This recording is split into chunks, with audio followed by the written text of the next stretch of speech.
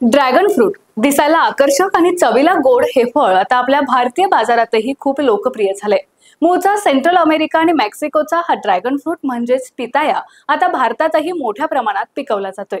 महाराष्ट्र, कर्नाटक, गुजरात, आंध्र प्रदेश यांसारख्या राज्यांमध्ये याची लागवड वाढत आहे। हे कॅक्टस कुळातील फळ असल्याने याला कमी पाण्याची गरज लागते आणि म्हणूनच कोरड्या हवामानातही ते चांगलं वाढतं।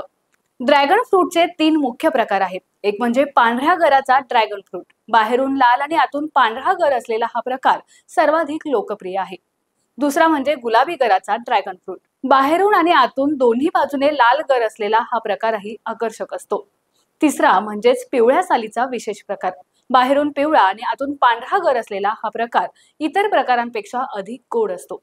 Antioxidants, vitamin C, fibre, magnesium आणि कॅल्शियम यांसारखी अनेक पोषक तत्व यात भरपूर प्रमाणात असतात। आणि याचे फायदे काय, तर या ड्रॅगन फ्रूटमध्ये फायबरचं प्रमाण जास्त असल्यानं पचनक्रिया सुधारते आणि खास म्हणजे त्वचा उजळते। व्हिटॅमिन सी आणि अँटीऑक्सिडंट्समुळे त्वचेचं आरोग्य सुधारतं। हे रक्तातील साखर नियंत्रित करण्यास मदत करतं।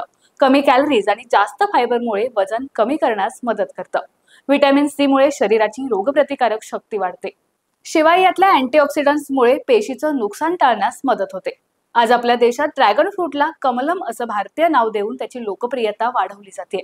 तर मंडळी, ड्रॅगन फ्रूट हे केवळ एक सुंदर आणि चवदार फळ नसून ते आपल्या आरोग्यासाठी एक उत्तम पर्याय आहे। जर तुम्ही अजूनही याची चव घेतली नसेल तर पुढच्या वेळी बाजारात गेल्यावर ड्रॅगन फ्रूट नक्की खरेदी करा आणि निरोगी राहा।